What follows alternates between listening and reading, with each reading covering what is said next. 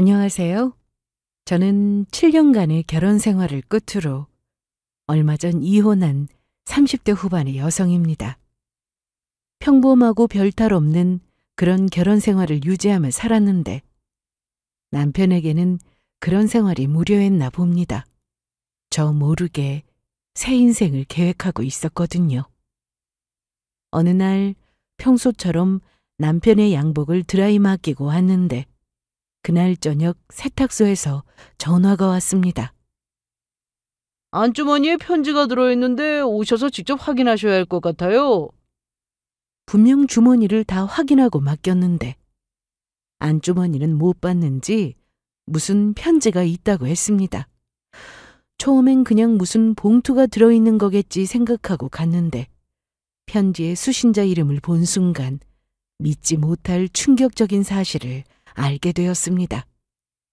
남편이 누구에게 편지를 썼는지, 또 그 편지의 내용이 대체 뭐였는지 지금부터 제 사연을 시작해 볼 테니 잘 들어주세요. 남편과는 연애 기간이 꽤 길었습니다. 그리고 결혼 후 정말 깨가 쏟아지는 신혼을 보냈죠. 연애할 땐 다 그렇잖아요. 제 남편도 마찬가지였습니다. 저한테 정말 잘했어요. 난 혜민이 너한텐 내 목숨도 바칠 수 있어. 진짜야. 이런 오글거리는 말도 잘할 정도로 저한테 뭐든 다 해주려는 사람이었습니다. 연애 시절 늦은 새벽에 서로 통화하다가 제가 뭐 먹고 싶다고 얘기하면 그 새벽에 사들고 집 현관 앞에 살며시 놓고 가면서 그렇게 절 감동시킨 적도 많았습니다. 자기야, 많이 아파? 이번 감기가 유독 독하네. 미안해. 오늘 나 때문에 공연 보는 것도 못 가고. 지금 그게 중요해? 이날은 감기가 심하게 걸린 날이었습니다. 남편과 약속도 취소하고 집에서 끙끙 앓아 누웠는데 초인종 소리가 들려서 인터폰을 봤더니 남편이었습니다. 아프다고 했는데 찾아왔길래 좀 당황스러웠지만 일단 왔으니 문을 열고 나갔습니다. 잠시 뒤 엘리베이터 문이 열리자 남편이 내렸는데 꽃다발과 약봉지 그리고 귤 한 박스를 주고는 감기 얼른 나. 약 꼭 챙겨 먹고. 알았지? 그럼 나 간다. 이 말과 함께 엘리베이터를 타고 후다닥 가버렸습니다. 이때 또 한 번 무한 감동을 받았었죠. 이것 말고도 연애 때 추억은 정말 많습니다. 바다가 보고 싶다고 하면 4시간이 걸려도 운전해서 바다를 보러 갔고 생일 땐 케이크를 손수 만들어서 선물로 주기도 했고요. 이런 사람한테 어떻게 안 반하겠어요? 그래서 긴 연애 끝에 이 사람이다 싶었던 저는 프로포즈를 받고 나서 바로 오케이 했습니다.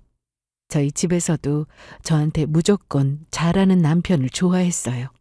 그런데 결혼 전에도 살짝 들었던 얘기가 있는데 아버님이 남편 어릴 때부터 사업을 많이 하시면서 매번 실패를 하셨고 그 때문에 빚이 많아서 고생하며 산 적이 있다고 했습니다. 그 당시 아버님이 날마다 술을 마셨는데 술 마시고 들어오는 날은 조용한 적이 없다고 했죠.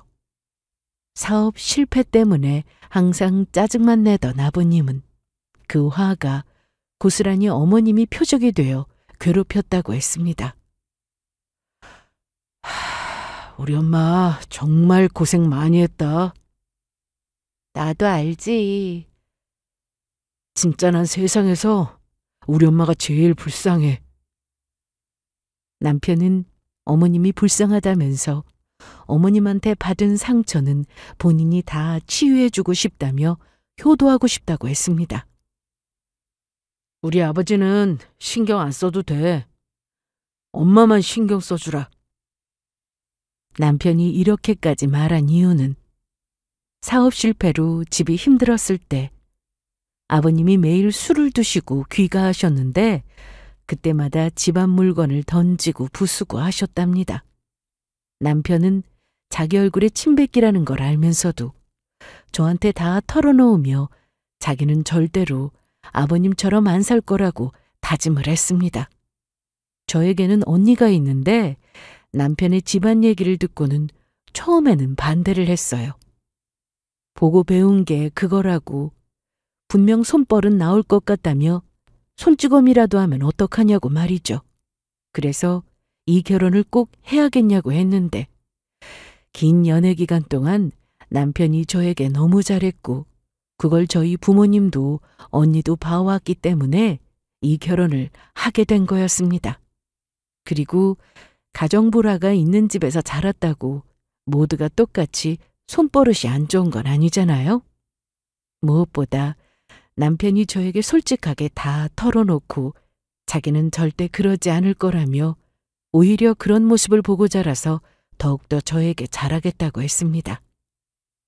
나중에 자신 낳고 살면서 자기는 좋은 아버지, 좋은 남편이 되고 싶다고 했죠. 아버님은 제가 남편과 결혼할 당시 몸이 많이 약해지신 상태였습니다. 젊은 시절 술을 많이 드셔서인지 수술도 몇 번 받으셨다고 했고 나이도 들고 해서인지 안쓰러운 마음이 들 정도였어요. 암튼 결혼 후 남편은 제 앞에서 폭력적인 모습은 보여준 적 없었고 여전히 잘하는 남편이었습니다. 이제는 연애 때처럼 열렬히 사랑하는 감정보다는 의리로 산다고 해야 할까요? 저희가 몇십 년 산 부부는 아니지만 연애 기간까지 합치면 그래도 같이 산 세월이 10년이 넘으니까요. 저희 부부 사이에 애는 없었지만 그래도 여름 휴가 때는 해외여행도 종종 갔고 시댁과 사이도 좋은 편이었고 이 정도면 애 없이 살아도 괜찮은 인생이라 생각하며 살았습니다. 남편은 어머님 아니면 시댁에 갈 일이 없다고 늘 얘기했지만 내심 아버님을 신경 쓰는 게 제 눈에 보였습니다. 이제는 나이 들어서 기운도 없어지고 시댁에 가면 늘 처량하게 혼자 앉아 계셨는데 제가 대신 챙겨드리니까 고마워하더라고요. 자기야, 이거 봐봐. 내 옷이야? 디자인이 좀 올드한 것 같은데. 어디서 샀어? 바꾸자. 자기 옷 아니야. 아버님 옷이야. 아빠 옷은 뭐하러 샀어? 엄마 것만 챙기라니까. 그래도 그럴 수 있나? 시댁에 갈 때마다 항상 같은 옷만 입고 계시던데? 집에만 계시는데 똑같은 옷 입고 있으면 뭐 어때서. 암튼 뭐 아버지한테는 어울릴 것 같네. 결혼하고 한 번은 어머님이 저한테 이런 말씀을 하셨습니다. 이제 다 지난 일이고 며느리도 들어왔는데 이제 와서 이혼하면 뭐해. 네가 우리 집 사정 모르는 것도 아니고 젊었을 때 그렇게 큰 소리 치고 살았는데 지금 저렇게 이빨 빠진 호랑이처럼 사는 거 보면 괜히 짠하고 그렇다. 두 분이 이혼해서 따로 사시는 것도 아닌데 제가 굳이 어머니만 챙기는 것도 그렇고 해서 시댁에 가면 늘 아버님도 챙기며 살았습니다. 제가 들어오고 나서 집안 분위기가 밝아졌다는 말을 들을 때면 괜히 기분도 좋았고요. 늦긴 했지만 이제라도 아버님이 어머니께 잘하려고 하시는 모습 보면서 남편도 싫어하진 않는 눈치였습니다. 시부모님이 친정부모님이 될 수는 없겠지만 그래도 마음만은 내 부모라 생각하며 잘하고 살았는데 그러다 보니 무슨 일이 생기면 시부모님이 남편이 아닌 저를 찾으실 때가 많았습니다. 저는 그게 또 싫지 않았고 정말 가족이 되었다는 느낌이 들어서 오히려 좋았습니다. 시댁은 과거 많은 빚을 다 갚고 난 뒤 형편이 그래도 좀 나아졌으나 친정과 비교하면 좀 기우는 편이었습니다. 그러다 보니 살면서 경제적으로 도움이 필요한 순간에는 되도록 저희 부부가 알아서 해결하려 했으나 그럼에도 상황이 여의치 못하면 시댁보단 친정에서 도움을 받곤 했습니다. 언니도 처음에는 그렇게 반대를 하더니 결혼해서 잘 사는 모습 보고는 남편 생일도 늘 챙겨주곤 했죠. 그러던 어느 날 저는 연속 야근에 힘들어서 하루 쉬고 싶어 연차를 냈고 집 청소를 좀 하던 중이었는데 옷장에 걸린 남편 양복을 챙겨서 드라이를 맡기고 왔습니다. 남편은 늘 양복을 입고 출근하는 사람이어서 집에 양복이 좀 많습니다. 그래서 이날 쉬는 김에 맡기자 싶어서 다녀왔는데 한참 설거지를 하고 있을 때 전화가 오더라고요. 여보세요? 네, 사장님.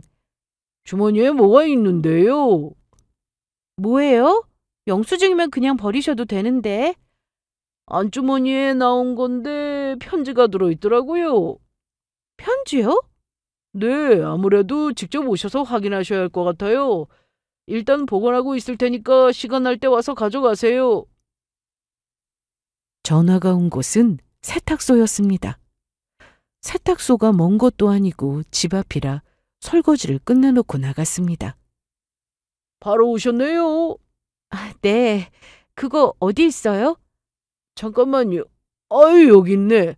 딱 봐도 편지 같아서 내가 안에는 안 받고 이 상태로 그대로 들어있었어요. 주머니는 다 확인했는데 안주머니는 미처 못 봤나 봐요. 감사합니다. 세탁소에서 받은 건 정말 편지였습니다. 편지 봉투 안에 편지지가 들어있었어요. 정말 아무 생각 없이 집에 오는 길에 걸어오면서 편지를 꺼내 읽어보는데 뒤에서 차가 빵빵거리는 것도 모른 채 저는 그 자리에 멈춰 섰습니다. 남편이 어떤 여자에게 쓴 편지였는데 아주 절절한 연애 편지였거든요.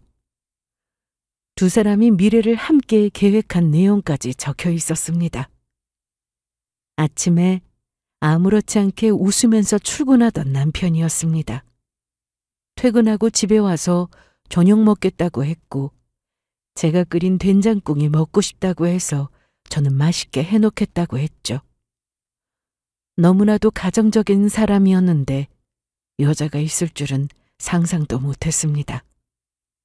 편지 하단에는 아주 친절하게 편지를 작성한 날짜도 적혀 있었는데 두 사람은 저한테 걸리지 않기 위해 주로 편지를 써서 주고받고 있는 듯 했습니다. 그 편지 속 주인공이 누군지, 편지 봉투에 적힌 수신자 이름을 확인한 순간 저는 결국 다리에 힘이 풀려 길바닥에 주저앉아 버렸는데요. 어머, 13층 아니야? 여기서 왜 이러고 있어? 왜 이렇게 넋이 나갔어? 네? 아니에요. 아무것도. 놀랐잖아. 뒤에 차 안 보여? 얼른 일어나. 동네 아주머니의 부축으로 겨우 집까지 들어온 저는 다시 한번 그 편지를 읽었습니다. 요즘 회사 일이 바빠 책도 제대로 읽을 시간이 없었는데 이날 편지를 얼마나 정독해서 읽었는지 남편이 그 여자를 향한 감정이 어떤지 고스란히 느껴졌습니다. 진실을 알고 난 저는 남편을 용서할 수가 없었습니다.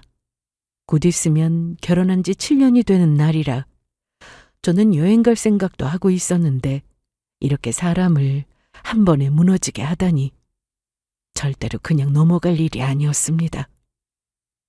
이날 저녁 저는 도저히 맨정신으로 남편 얼굴을 볼 수 없을 것 같아 아프다는 핑계를 대고 일찍 침대에 누웠습니다. 나왔어. 저게 뭐야? 벌써 자? 나 몸이 좀 안 좋아서. 어디가 안 좋은데? 약은 먹었고? 먹었어. 저녁은 알아서 챙겨 먹을래? 저녁이야 대충 먹어도 되는데 어디 봐. 열이 좀 나는 것 같은데? 아니야. 나 좀 쉬고 싶은데. 그래 알았어. 불 끄고 나갈게. 그 와중에 남편은 여전히 자상했습니다. 저는 여태 착각하며 살았더라고요. 저한테만 자상하고 최고의 남편인 줄 알았는데 다른 여자에게도 자상한 사람이었으니 그 배신감이 얼마나 크던지 저는 두 사람의 관계를 더 정확히 알기 위해 그날 이후 바쁘게 움직였습니다. 제가 그동안 남편을 믿고 사랑하는 마음도 컸지만 깔끔하게 다 털고 용서할 자신이 없었기에 소송에서 제가 받은 고통에 대한 배상이라도 받아야겠다 싶었습니다. 돈은 못 받아도 두 사람이 하고 있는 게 사랑이 아닌 불륜이라는 것을 똑똑히 말해주고 싶었습니다. 저는 다음 날 드라이 맡긴 남편의 양복을 찾아와서 편지를 그대로 넣어두었습니다. 아무리 두 사람이 편지로 연락을 주고받는다 해도 통화 기록이나 문자, 톡을 안 할 리 없었기에 증거를 찾기 위해 남편의 핸드폰을 볼 기회만 노렸습니다. 여태까지 살면서 이렇게 무언가에 몰두하고 집중하며 살았던 적이 있었나 싶을 정도였습니다. 남편은 당연히 아무것도 몰랐습니다. 며칠 뒤 남편은 제가 드라이 해놓은 양복을 찾았습니다. 자기야, 내가 좋아하는 그 양복 어디 있어? 그거 옷장 열어봐. 걸어놨어. 자기 혹시 이 옷 드라이했어? 아니? 왜? 솜에 분명히 뭐가 묻어 있었는데. 아니야. 나 그 옷 손도 안 댔는데. 그러자 남편은 양복 자켓 안주머니를 뒤졌는데 편지를 확인하는 것 같았습니다. 혼잣말로 아, 다행이다. 그대로 있네. 다 들렸지만 저는 못 들은 척했고 남편은 그 옷을 입고 출근을 했습니다. 그리고 그날 저녁 남편의 옷을 보니 편지가 사라졌더라고요.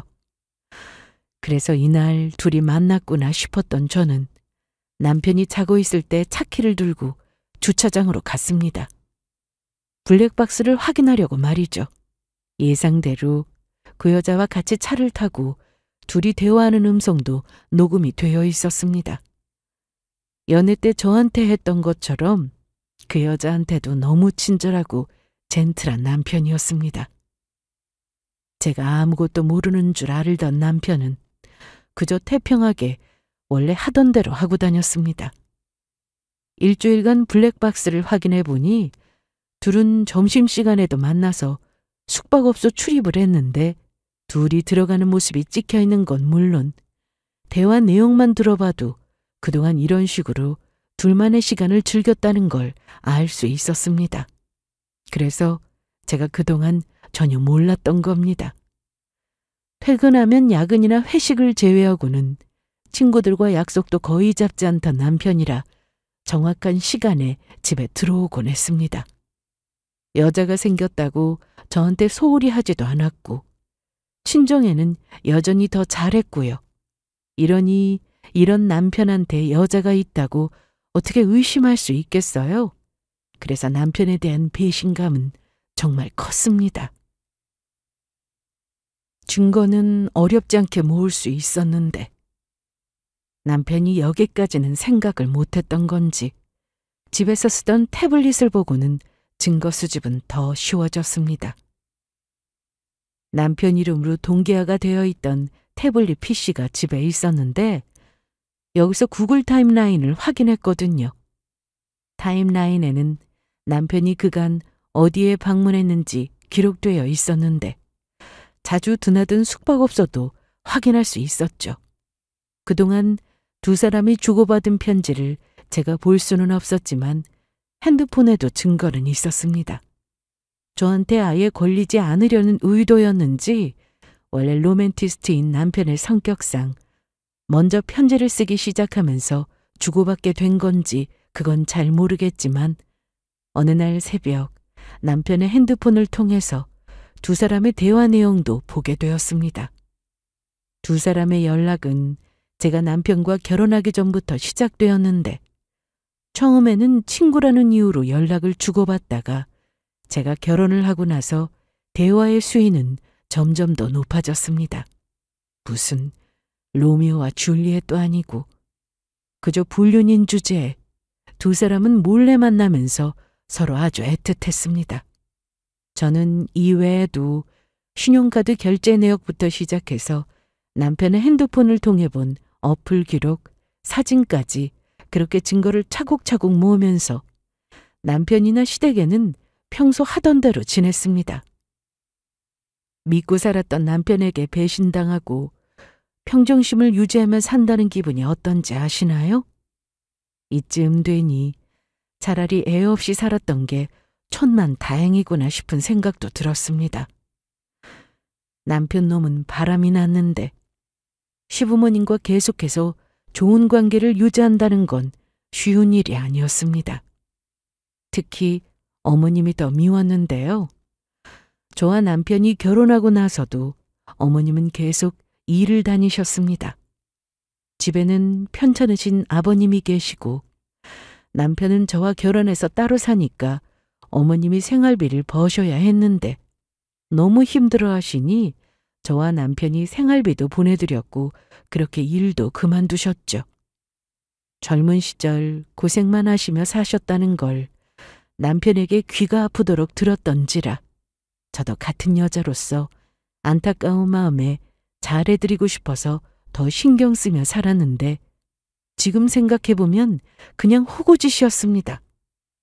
어머님은 일을 안 해도 생활비가 매달 들어오니 편하게 지내셨고 일을 그만둔 순간부터 매일 모임 다니시고 저희한테 대놓고 여행도 보내달라고 하셨습니다.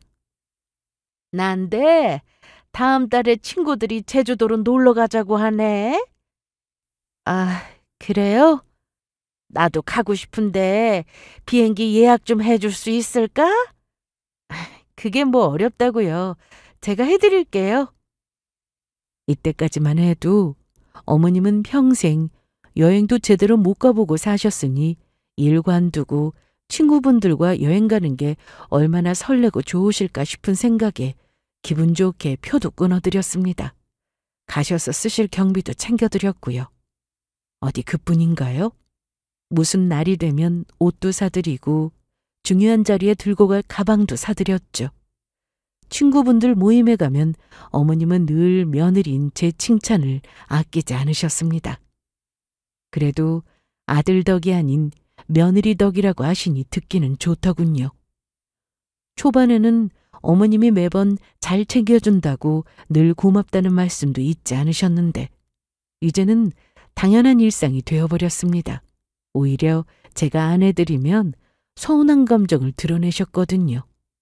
돈이 없는 것도 아니고 남편과 같이 벌어서 시댁에 두 분 쓰실 생활비 드릴 정도는 크게 문제되지 않았습니다. 문제는 자기 아들이 바람난 것도 모르고 매번 바라기만 하시니 저도 슬슬 짜증이 나기 시작했죠. 그래도 티내지 않고 제 선에서 할 수 있는 건 다 했습니다. 옛말에 든 자리는 몰라도 난 자리는 안다고 모든 걸 당연하게 여기던 시부모님이 언젠가 이 사실을 다 알게 되셨을 때 저의 빈자리를 제대로 느껴보라고 시댁에는 늘 하던 대로 했어요. 그러던 어느 날 저는 친한 친구를 만났습니다. 이 친구는 저와 중학교 동창으로 힘들 때마다 만나서 서로 고민도 들어주고 힘이 되어줬던 그런 친구였는데요. 증거가 어느 정도 모아졌을 때 이 친구를 만나야겠다 싶었습니다. 수영아, 우리 얼굴 본 건 거의 1년만 아니야? 벌써 그렇게 됐나? 그래, 뭐가 그렇게 바빠서 연락도 안 하고 말이야. 자영업이라는 게 그렇다. 회사 다니면 정해진 일하고 월급 받으면 되지만 내 사업은 또 다르더라. 하기야, 네가 하나부터 열까지 다 해야 하니까 힘들긴 하겠다. 그런데 넌 정말 결혼 안 해? 만나는 사람 없어? 그런데 이 친구가 제 말에 웃더라고요. 뭐야? 너 누구 있구나? 누군데? 소개 좀 시켜줘. 아직 그럴 단계는 아니고. 그런데 넌 잘 지내? 나야 당연히 잘 지내고 있지. 우리 남편 정말 자상한 거 너도 알지? 저는 이날 친구 앞에서 남편 자랑을 했습니다. 연애할 때처럼 여전히 잘해줘? 우리 한석 씨 정말 한결같잖아. 정말? 그럼 내가 거짓말해? 너도 알지? 그 사람 나밖에 모르는 거. 칼퇴근해서 집에 오면 나 힘들다고 다리도 주물러주고 집안일도 척척 잘해. 친구한테 제 치부를 들키는 것 같아서 거짓말한 게 아니었습니다. 이 친구가 바로 그 편지의 주인공이었어요. 남편과 바람난 그 여자가 제 절친이었습니다. 박수영. 이 친구는 저와 중학교 동창이면서 남편과는 같은 대학을 나와 두 사람도 친구 사이였습니다. 제가 남편을 만나게 된 것도 이 친구의 소개였는데 결혼해서 잘 사는 모습에 뭐가 뒤틀렸는지 그동안 저 모르게 남편을 불러내서 꼬신 모양이었죠. 그렇다고 제 친구만 원망하는 건 아닙니다. 꼬신다고 넘어간 남편 놈이 더 문제라는 걸 제가 왜 모르겠어요. 사람을 너무 믿은 탓인지 저는 이것도 모르고 결혼해서 이 친구를 집에 초대해서 같이 밥도 먹고 술도 한잔할 때가 많았습니다.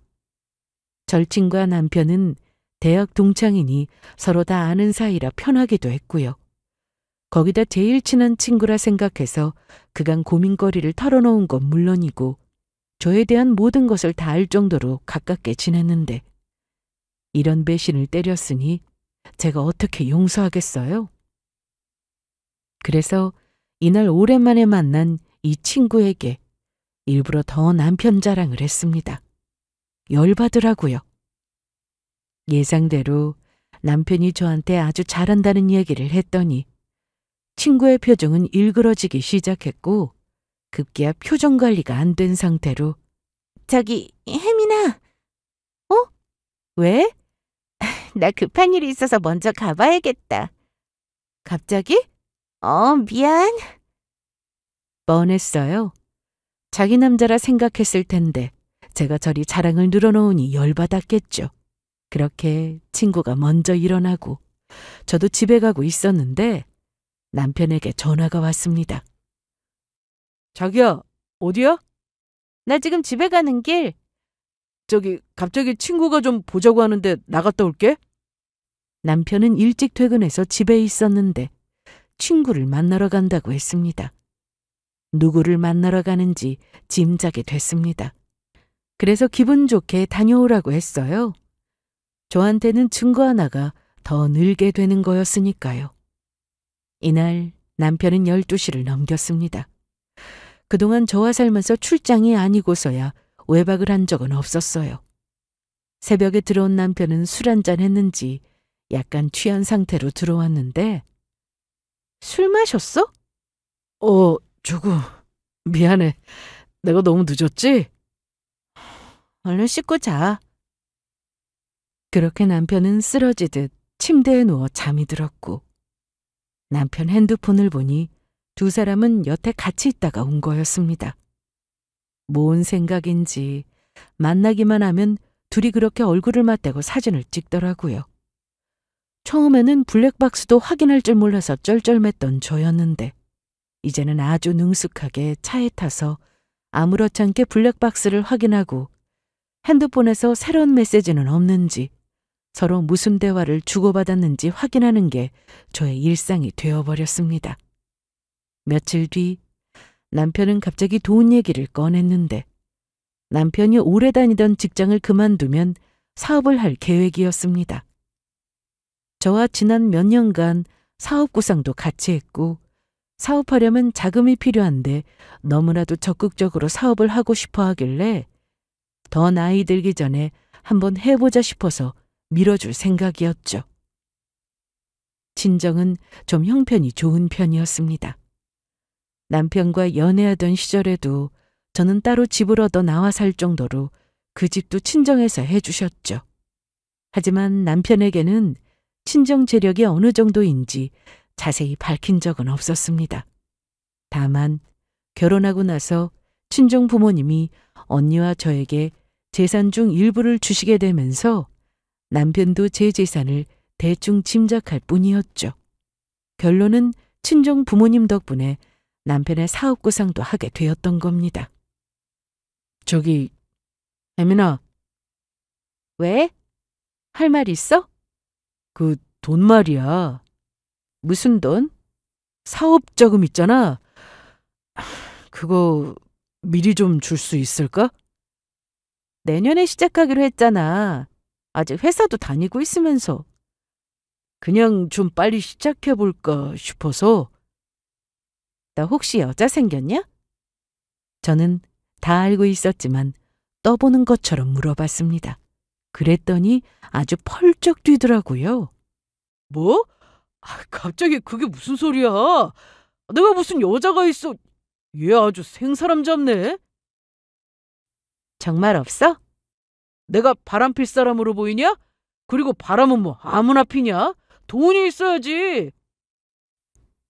그러면서 남편은 자기를 그렇게 못 믿냐면서 이렇게는 못 산다고 하더니 갑자기 자기 핸드폰을 바닥에 던졌습니다. 증거라도 없애고 싶었던 건지, 정말 열이 받아서 그런 건지, 찔려서 그런 건지는 모르겠는데 아마 이 세 가지 모두 해당되기 때문에 저런 짓을 한 게 아닐까 싶었습니다. 지금 뭐 하는 거야? 내가 돈 얘기했다고 여자 있냐는 의심을 받아야 하냐? 남편은 이날 소리를 고래고래 지르더니 나가버렸는데 바닥에 떨어진 남편 핸드폰을 보니 액정이 다 깨져서 켜지지도 않았습니다. 뭐 상관없었어요. 액정이야 수리점에 가서 교체하면 그만이고 중고도 차고 넘칠 만큼 있으니 남편의 핸드폰은 더 볼 필요도 없었습니다. 혹시나 싶어서 전에 집에 있던 노트북에 카톡 PC 버전으로 깔아둔 게 있었는데 그때 남편 카톡을 PC로 로그인했습니다. 로그인을 하면 핸드폰 카톡에 기기 로그인 알림이 오는데 그것도 남편 모르게 삭제했기 때문에 남편은 전혀 모르고 있었습니다. 저도 이렇게까진 하고 싶진 않았습니다. 그런데 두 사람은 해서는 안 될 짓을 저질렀는데 저라고 가만히 당하고만 있어야 하나요? 남편은 이날 이후 핸드폰을 수리했고 두 사람은 여전히 만나고 전화하고 톡하고 그렇게 지냈습니다. 그러다 남편은 제가 자기를 의심했다는 이유로 더는 못 살겠다면서 이혼 요구를 했습니다. 듣던 중 반가운 소리였어요. 이혼을 하자고? 그래. 난 정말 너 하나만 보고 살았어. 그건 너도 알지? 내가 너한테 정말 잘하고 살았다는 거. 처가에도 진짜 진심이었어. 장모님 장인어른이 왜 날 그렇게 좋아하셨는데 내가 잘하니까 좋아하신 거잖아. 처가 가자고 하면 내가 언제 싫은 내색한 적 있었냐? 네가 출장 가서 장모님 생신에 같이 못 갈 때도 나 혼자 가서 두 분 모시고 비싼 고기 사드리고 선물에 용돈에 매년 빠지지 않고 챙기며 살았다고. 어디 그뿐이야? 장인어른이 갑자기 쓰러지셨을 때 나 아니었으면 큰일 날 뻔했던 거 잊었냐?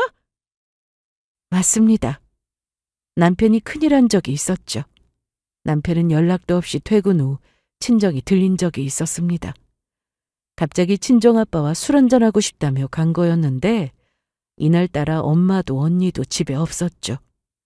동네에 도착 후 아빠와 통화도 했다는데 아무리 배를 눌러도 인기척이 없어 비밀번호를 누르고 들어갔더니 아빠가 쓰러져 계셨다고 했어요. 남편이 급하게 구급차를 부르고 병원에 모시고 가서 위험할 뻔했던 순간을 넘겼는데 사실 이 일 때문에 제가 더 남편에게 고마워하고 시댁에도 잘했던 겁니다. 살면서 의심 한 번 안 하고 믿었고요. 사람 목숨보다 더 중요한 게 어디 있겠어요? 그러니 시댁에 돈 쓰는 것도 아깝다 생각하지 않았습니다. 하지만 그렇다고 해서 남편의 외도를 용서할 수는 없는 일이었습니다. 그래, 잘 알지. 그런데 그런 나한테 뭐? 여자가 있냐고? 너 여태 나 의심하면서 살았냐? 부부라는 게 뭐냐?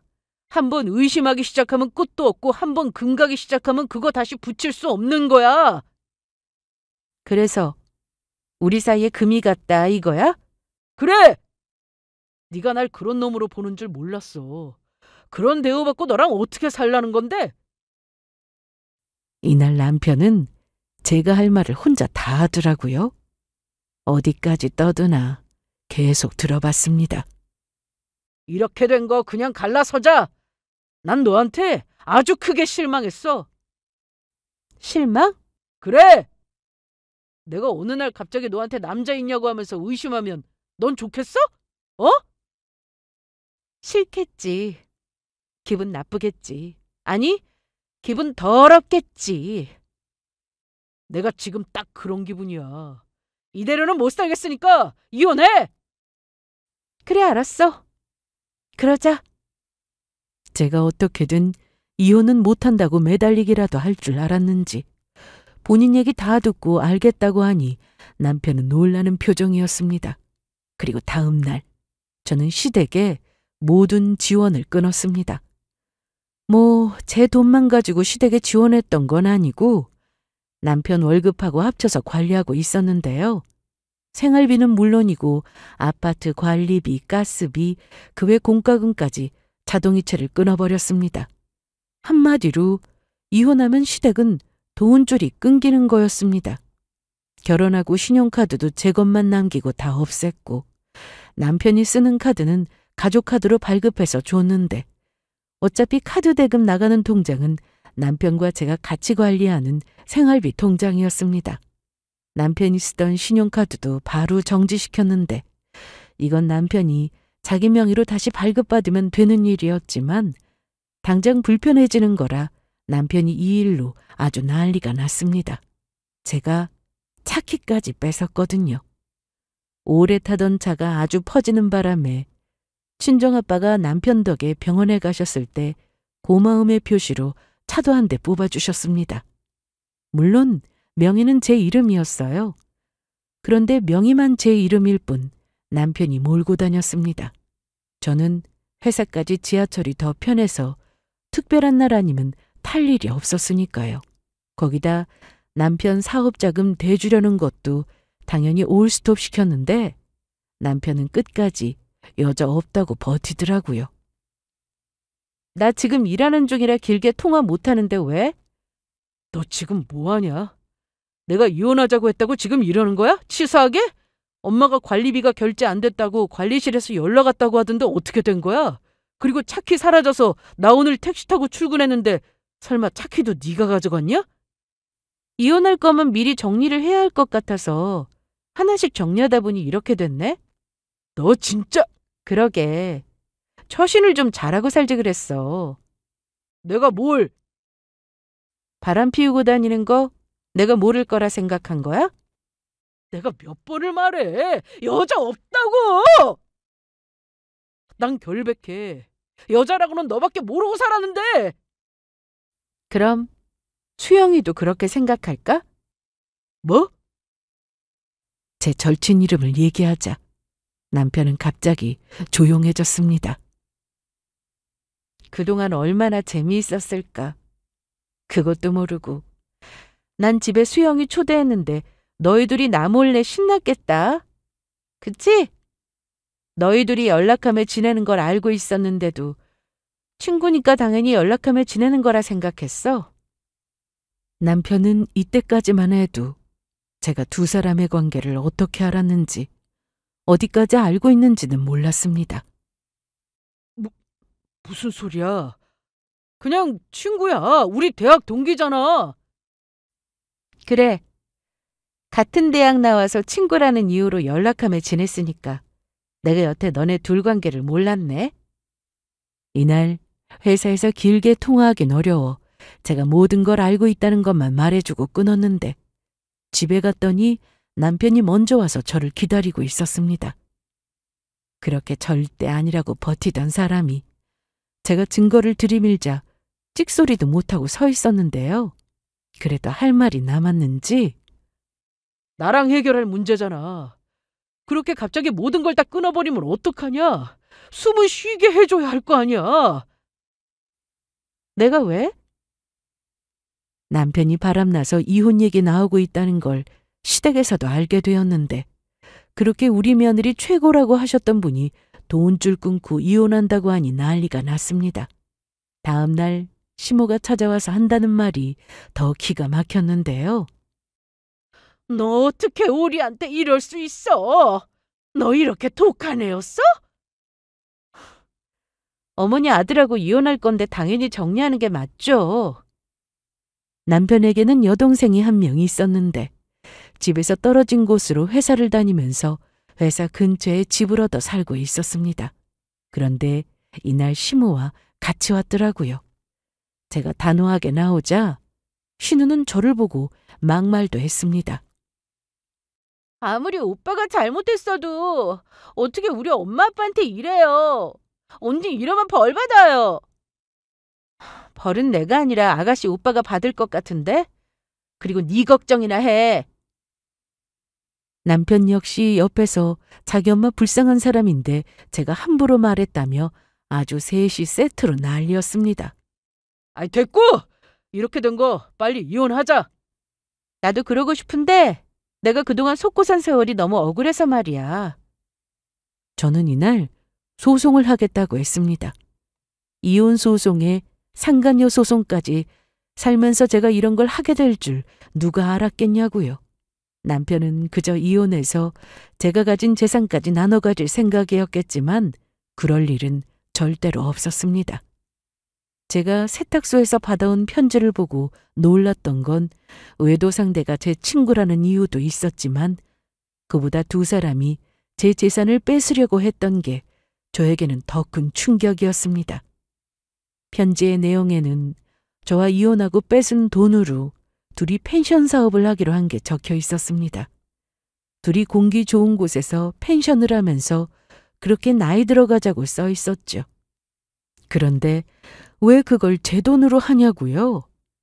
바람 피운 거 들키지 않고 이혼해서 재산 분할하고 두 사람이 행복하게 잘 살 거라고 생각했겠지만 제가 그 사실을 알게 되면서 두 사람은 어떻게든 머리를 굴리고 있었을 겁니다. 그동안 증거를 모으면서 알게 된 사실로는 제 절친은 남편을 통해 제가 가진 재산을 어떻게든 뺏으려고 했다는 겁니다.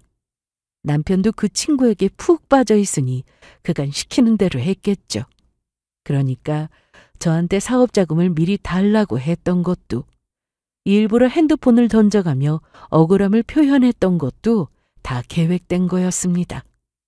저는 상간녀 소송부터 시작했는데 그 친구가 한다는 말이 내가 네 남편하고 거기 간 건 맞는데 바로 집에 갔어.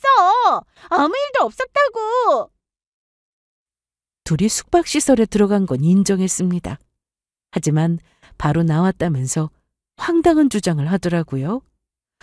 저런 헛소리가 소송에서 받아들여질 리 없었습니다. 저한테는 빼도 박도 못할 명확한 증거가 있었으니까요. 상간녀 소송 다음에는 이혼 소송이었습니다.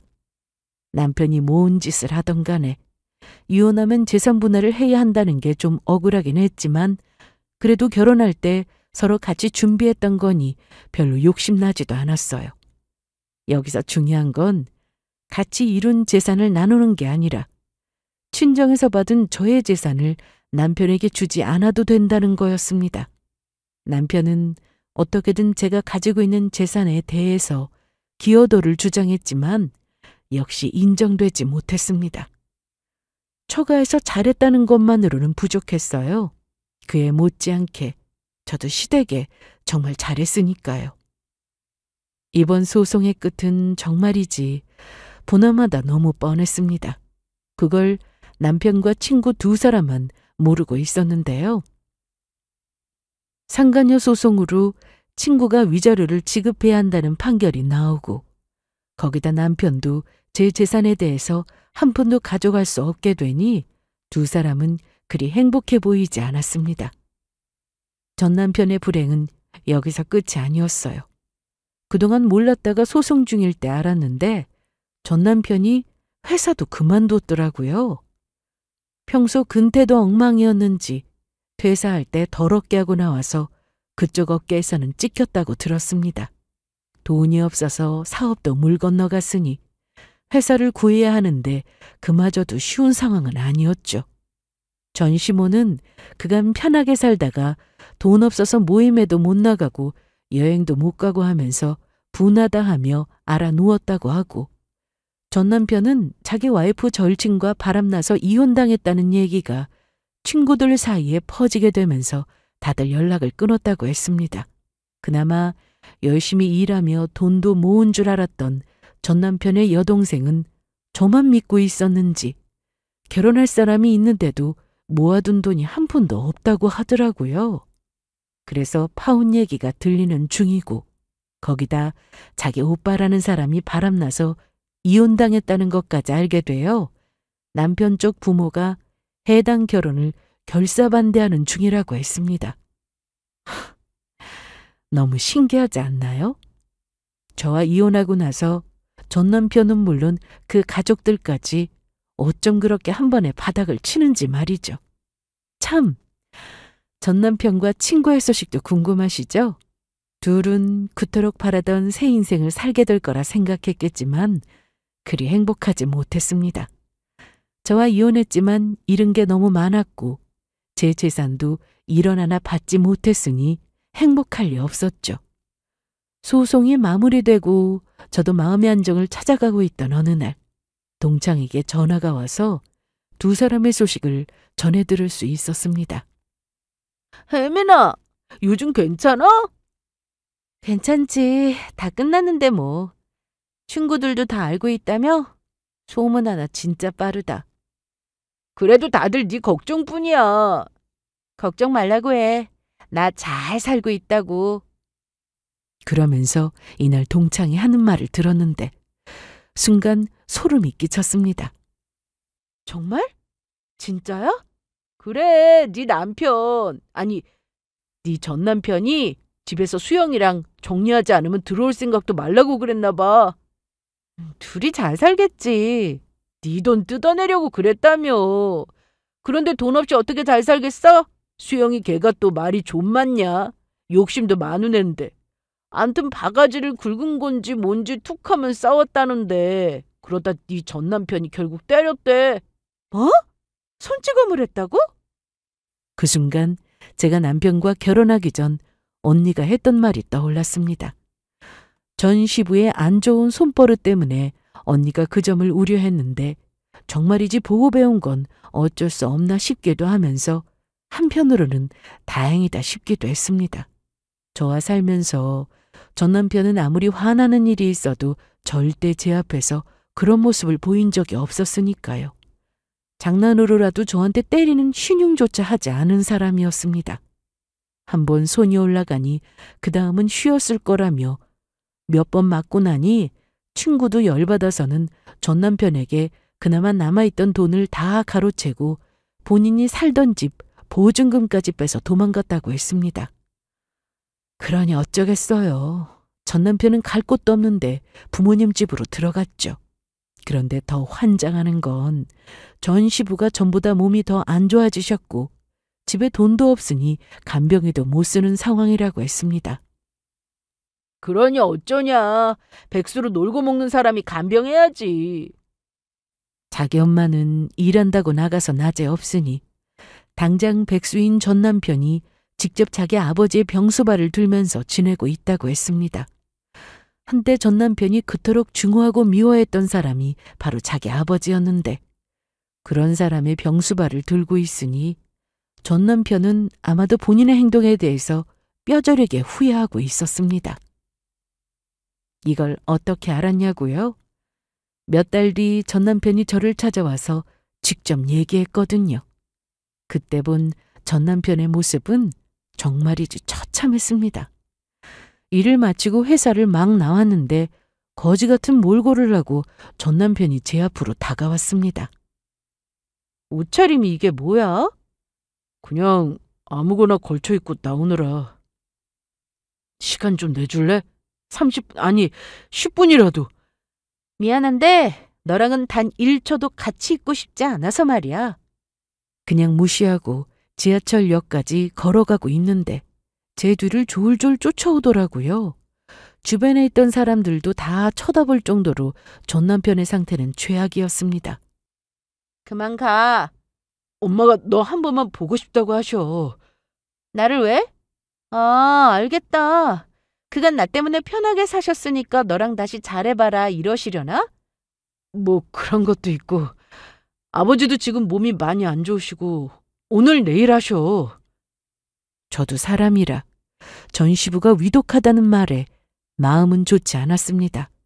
전 시부와 저는 사이가 나쁜 것도 아니었으니까요. 하지만 이혼까지 하고 시간도 많이 흘렀는데 만날 이유는 없었어요. 그래서 단번에 싫다고 거절했습니다. 후회해. 참나. 나 정말 후회한다고. 박수영 걔만 아니었어. 잡히기만 해봐. 작정하고 도망간 사람을 무슨 수로 찾냐? 너 알고 있었어? 걔랑 나랑 동창인데 친구들한테 다 들었어. 내가 다 쪽팔려. 이러려고 그 사고를 친 거냐?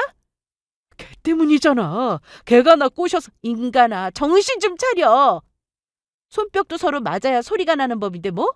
걔 때문? 니네 둘 다 똑같은 인간이야. 서로 탓할 거 없다고.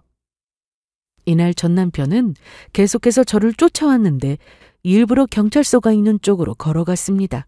그랬더니 더는 쫓아오지 않더라고요. 두 사람 때문에 독이 오를 대로 올랐던 저였는데 그래서 두 사람 인생을 더 망가뜨리고 싶었지만 망가뜨릴 게 없었습니다. 이미 나락으로 떨어져서 불행한 삶을 살고 있었으니까요. 혹시나 집으로 찾아오진 않을까 싶었지만 그래도 저희 부모님 얼굴 볼 자신은 없었는지 한 번도 동네에서 전 남편을 본 적은 없습니다. 그리고 끝까지 전 남편은 저한테 거짓말을 했는데 전 시부가 위독하다고 했던 건 사실이 아니었습니다. 그저 거동이 어려워 누워 계시는 거였지 오늘 내일 할 정도는 아니었습니다. 그만큼 어떻게든 저를 붙잡고 싶었던 거였죠. 최근에는 동창을 통해서 박수영 그 친구가 전 남편에게 붙잡혔다는 얘기를 들었는데 그때도 엄청나게 맞았다고 했습니다. 결국 폭행으로 고소를 한다고 했다더군요.